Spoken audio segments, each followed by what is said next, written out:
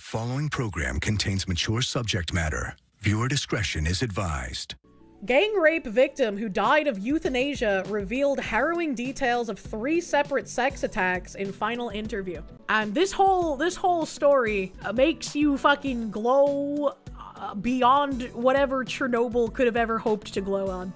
The paralyzed gang rape victim who died by euthanasia in Spain on Thursday gave one final interview the day before, setting the record straight on rampant speculation over the trauma that resulted in the decision to end her life. Noelia Castillo, 25, divulged that she'd been sexually assaulted 3 separate times, including the gang rape over several years, leading to the suicide attempt that left her as a paraplegic. The first was by a then-current boyfriend whom she dated for 4 years, while a second took place in a nightclub where 2 men reportedly tried to abuse her. She said in the interview with E. Ahora Sonsoles on Spanish TV channel Atena 3, Euronews reported. The third assault in an entertainment venue involved 3 people and took place just days before she attempted suicide by jumping from a building in October 2022 when she was 21. Her interview dispels viral online rumors that she was gang raped at a migrant shelter by foreigners, and that she was granted the right to euthanasia due to depression. I mean, they could still be foreigners, but obviously not a migrant shelter by the way that she described them taking place at, an entertainment venue involving 3 people, a nightclub where 2 men tried to abuse her, and then the first was a then current boyfriend. So they could still be foreigners at the entertainment venue or the nightclub. We just don't know. Also, it doesn't really say that it's not depression, right? Like, for what other reason would she be seeking euthanasia? Castillo got the okay to end her life legally because she suffered from paraplegia, Euronews reported, citing clinical documents. She was diagnosed with chronic depressive symptoms and an adjustment disorder with anxiety and depression, but psychiatric reports rule out a major depressive disorder that would impair her decision-making capacity. I'ma press X to doubt super fucking heavily. Like, a normal functioning person who's not depressed does not choose to end their own life. That's like, you know, your heart cries for this woman. Yeah, it's really fucking tough to read through. Castillo was diagnosed with obsessive-compulsive disorder and borderline personality disorder, Euronews reported. Critics also raised questions about the extent of Castillo's disability in the wake of her interview, as she was seen to be able to do certain activities with assistance. Castillo's suicide attempt saw her suffer a complete spinal cord injury at the L3 level, causing paraplegia, neuropathic pain, sensory impairment, incontinence, and the need for a catheter, as well as a significant functional dependency, medical records show. She had also limited mobility with a wheelchair and a very limited ability to walk indoors in adapted environments, the records show. Castillo died by euthanasia on Thursday in Barcelona after a years-long court battle, including a fight led by her own father. Her best friend made a last-ditch attempt to persuade Castillo to change her mind. I want to see if they have the video of this, because people were saying the video of the friend trying to get into the hospital was like crazy. Is this it?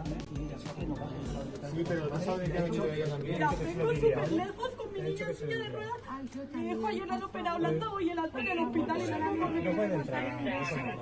Entonces sí lo que quiera. ¿Sabes que un abrazo de familia? Solo un abrazo, por favor, déjame. Tengo yo también a mi hija en silla de ruedas. Yo no la conozco, pero por la vanguardia me he conmovido. Por favor, déjame La verla. foto de esta chica me he conmovido. Ella le conoce una gran oportunidad, Noelia.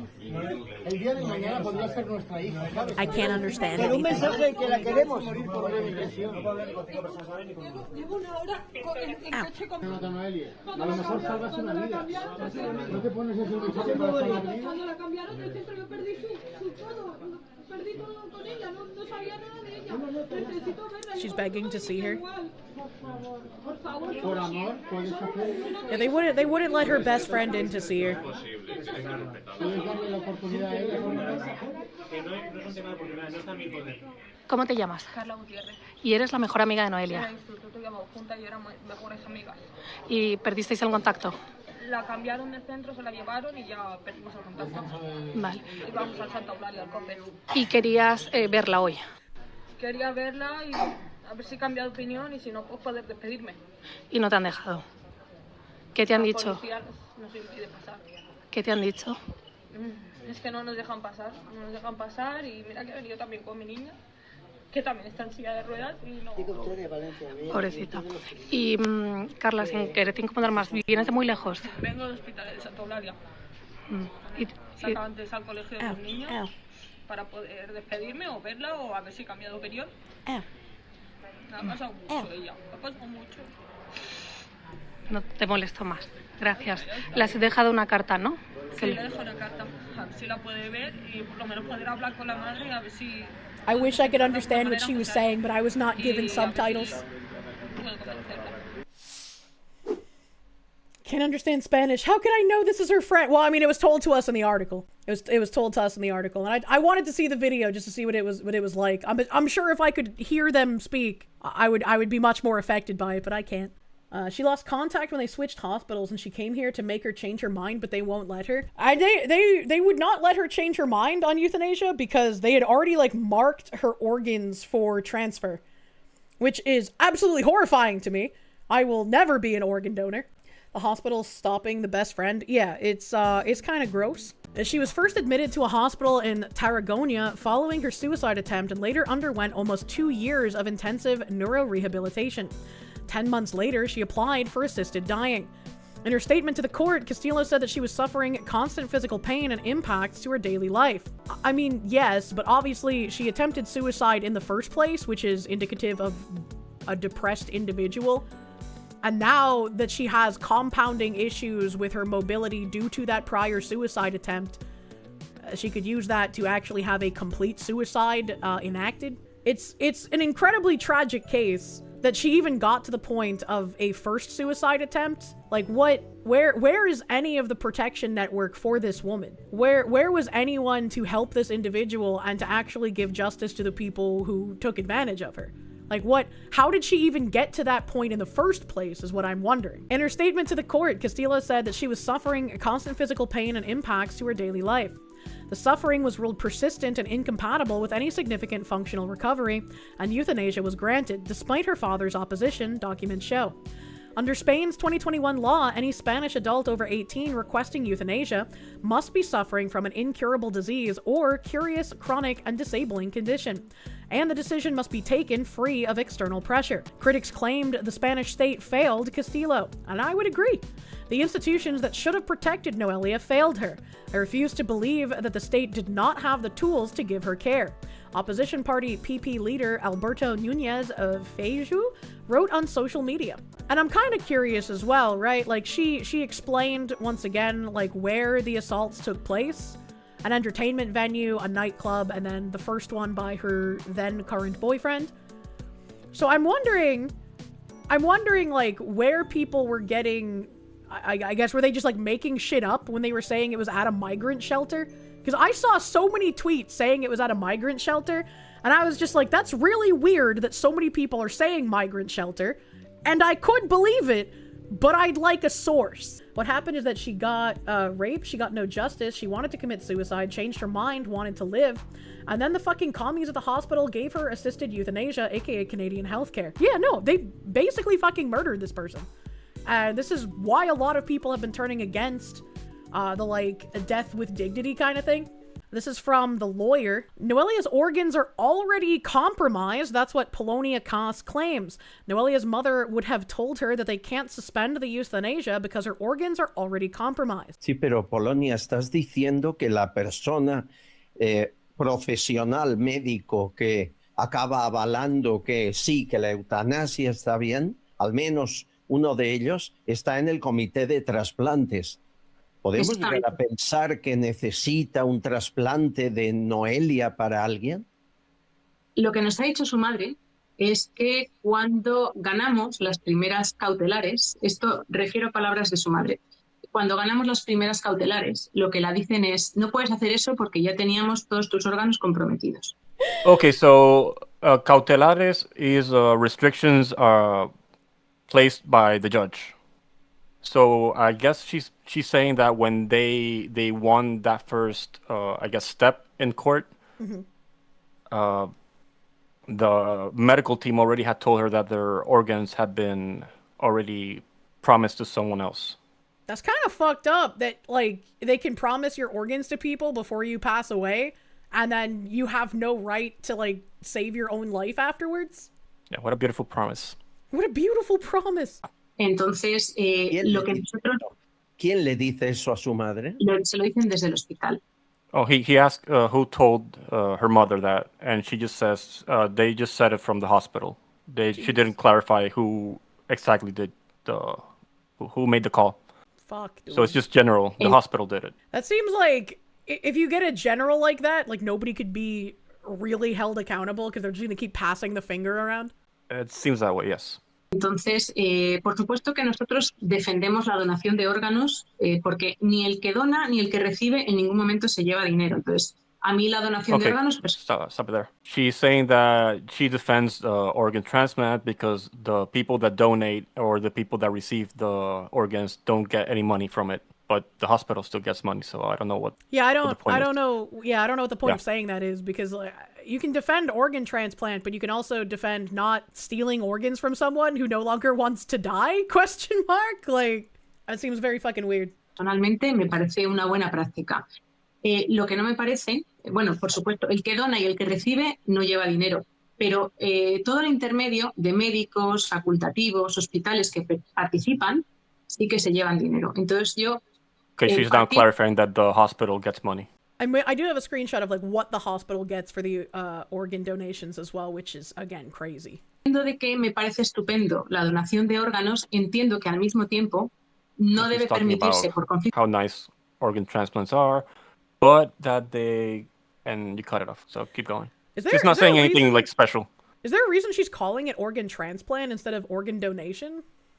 I mean, it's basically the same, donation, transplant. She's talking in the general sense that she supports when people donate their organs, but then she's making the clarification that the hospitals, of course, are going to be making money off of that. De intereses que personas que pertenecen a comités pro eutanasia pertenezcan a organismos que regulan el trasplante de órganos. Varias de las personas... Okay, she's saying that there's like a conflict of interest if the people that are advocating for her to donate the organs are also part of the transplant team. I'm glad she acknowledges that, because yeah, that seems like a big fucking conflict. Del comité, además, varias de las personas del comité que avala, este supuesto comité de expertos, entre comillas, que avala la eutanasia de Noelia, pertenecen directa o indirectamente a la Asociación Pro Eutanasia DMD. Entonces, evidentemente que hay muchas irregularidades en este caso. Basically, she's repeating the same thing, that there's a conflict of interest for the people that are pushing for euthanasia are the same people that like benefit from getting money from it, basically, because they're in the transplant, in the hospital transplant team. That definitely seems to be the case. That I feel like you shouldn't be able to do both, right? Like that's kind of crazy. But I would assume so, but yeah. Thank you for your translation powers. Okay, that's my Mexican powers for you. I thought you were Puerto Rican, not Mexican. Well, that's same shit. Thank you! Thank you, Azehara. The euthanizing of Spanish young women couldn't be stopped even if she wanted it stopped because her organs were already reserved. Yeah, this person's like, what the fuck are you talking about? And I think we also have to point out, in case people don't know how organ harvesting works, if the person dies, they can't really harvest the organs. So when someone is an organ donor and they're going to die, they keep you alive, but like in a state of coma, I guess, long enough to harvest your organs while you're still alive so they are in peak state, and then they let you die. So it's, they keep you alive without trying to actually save you. Yeah. So it's even worse than just like she died of euthanasia and then they took her organs. It's they paralyzed her, took her organs, and then allowed her to die from euthanasia.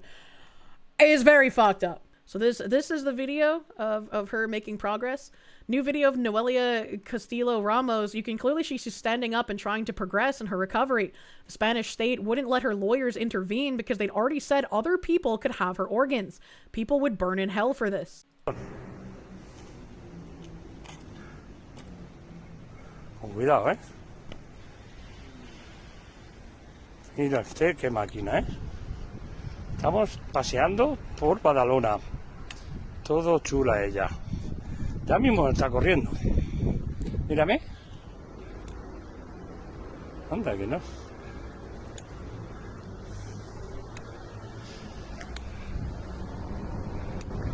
Ya está, ¿no? No. Mira qué máquina, ¿eh?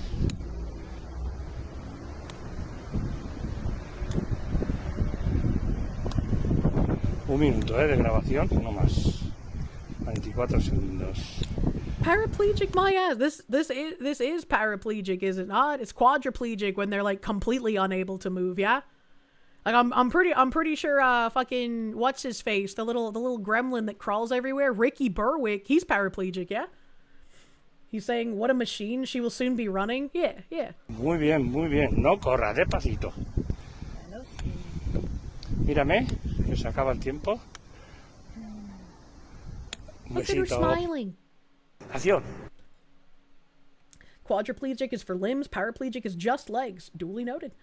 Such a beautiful girl, and they harvested her organs because she was raped. Yeah, I mean, we already see Canada and their MAID system kind of taking advantage of things. It does not surprise me at all that people were like, hey, if we just get people who are depressed to euthanize themselves, not only can we make money on their organs, but we won't have to address rape statistics anymore. You know, it's a twofer. It's winning. It's just so fucking infuriating that this is something that's happening now. I'm unsure how to even portray feelings on this in a rational, non-glowy manner. Because I just don't think there is one. A gang rape victim 25 to die by euthanasia today after courts overrule her father's desperate bid to save her. Noelia Castillo was brutally gang raped in 2022 by her ex-boyfriend and 3 other men. So that's apparently actually untrue. There was 3 different instances of her being raped. First by her ex-boyfriend, or he was her boyfriend at the time in 2022. Another time by men at a nightclub. And then the third time was 3 men who gang raped her at an entertainment venue, apparently. Then jumped from a 5th floor building in a suicide bid that left her paraplegic from the waist down, in constant unbearable neuropathic pain, incontinent, and wheelchair bound. She begged for assisted dying under Spain's law. Father fought it all the way to the Constitutional Court, Supreme Court, and European Court of Human Rights, claiming mental health issues. Every appeal was rejected. She dies today at her Catalan care home. I just want to stop the suffering, she said, a young life destroyed. None of my family are in favor of euthanasia. I'm leaving and you all stay here with everything, with all the pain. But I think yo pienso, y yo todo el dolor que he sufrido durante todos los años, lleva 2 años luchando she's por been fighting for conseguir la euthanasia for eutanasia. 2 no years. tengo I don't ganas feel like de nada. doing anything. No tengo ganas de I don't nada, feel like ni- doing ni de anything, neither salir, going ni de out, comer. nor eating. And I can understand her perspective, right? Like, she has been raped by, 3, 4, 5, 6 men at this point, according to that New York Times article. 6 men. What were the repercussions for any of them? Were there any? Who were they? Do we know anything about those past stories? It's absolutely crazy that she felt enough despair that she tried to take her own life over this. I've seen some tweets saying that, like, she was even removed from her parents forcefully by the state because they fell on, like, financially hard times or some shit.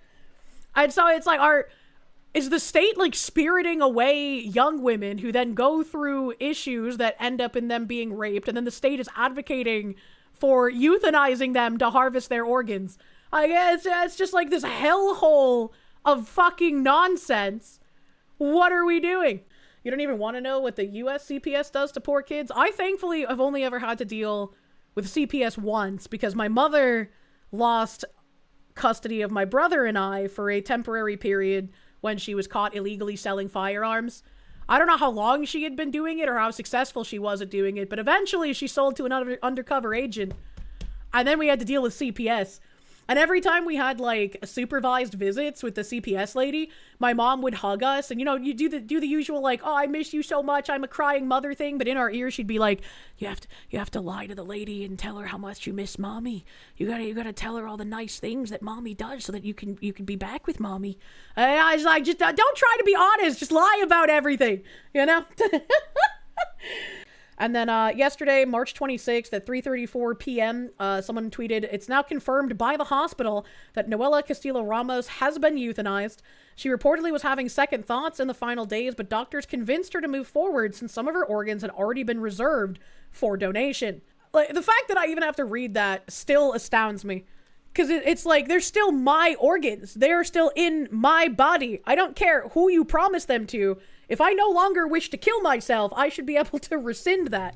That's fucking wild. They 100% guilted her? Oh, 100 fucking %. By her own request, she died alone and scared. She felt like she didn't have a choice. Meanwhile, the teens who gang raped her are still alive and well. Disgusting. I want to know more. Who the fuck are they? What repercussions have they faced for ruining this person's life? For violating her in a horrific way?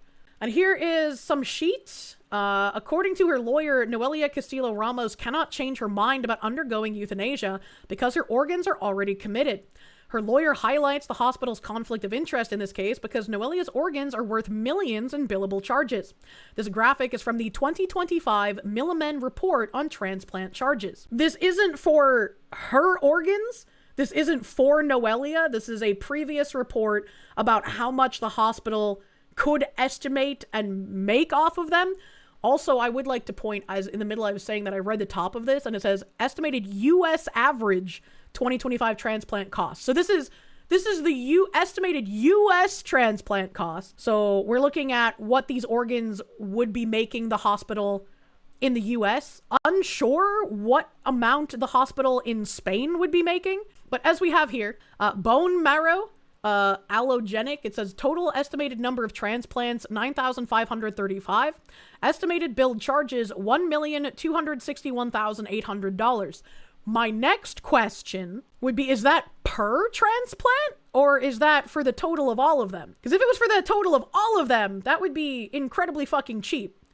But if that's per transplant, then yeah, that's kind of fucking crazy, bro. You know when your uncle had a liver transplant, the billable was $900K 15 years ago? Yeah, so these are probably individual, right? Probably individual. That's crazy pricing. Like a heart-lung transplant, $4 million, dude. That's insane. The hospital saw money and told her she had no choice. You hope the lawyer finds something and sues for the family?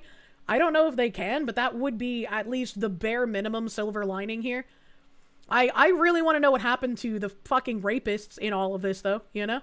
Like, what happened there?